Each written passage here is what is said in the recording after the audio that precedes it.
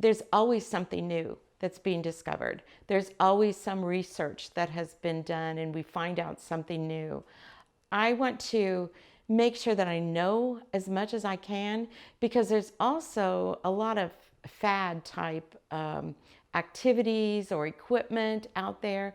And I don't want to waste taxpayer money or my own money or a parent's money on something that is just a fly-by-night type of thing.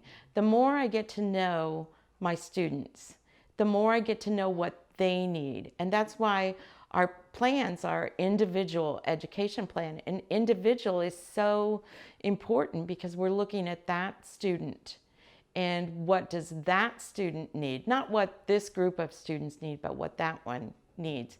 And so I think it's important to always know what is the underlying strengths for the students, their areas that they need support, so that we can constantly feed them with the most appropriate and most meaningful and purposeful activities or knowledge, so we can help them. A lot of people believe that autism and some form of mental retardation go hand in hand.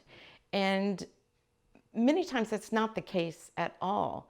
I think that because we often talk about the autism spectrum, so we're talking about students that are from a nonverbal point of view, that need a lot of help going around, to people that are people that have autism that are also in gifted classes, and what we call at our high school the AP classes, which are the higher level of any of the general ed classes. And so there's students that have autism go on that entire spectrum. And I think that people look at students who have really a very difficult time with sensory overload, and they may do flapping or rocking, and immediately they think, oh, they must be mentally retarded. And that is not the case at all. And we see YouTubes out there over and over, and of students young people who can explain what that sensory overload is like. We have no idea what it is. And I believe that Tyler's book and other people with autism who are speaking out or writing are educating us. And they're educating us from a point of view we have not imagined before. And I think that that's really important for all of us to learn. We need to truly understand that whole sensory overload and what that's like. And especially in our world today where we have so much technology, we have everything going at once, radios going, MP3 players going, we have computers going, we have so much going, lights, sound, smells.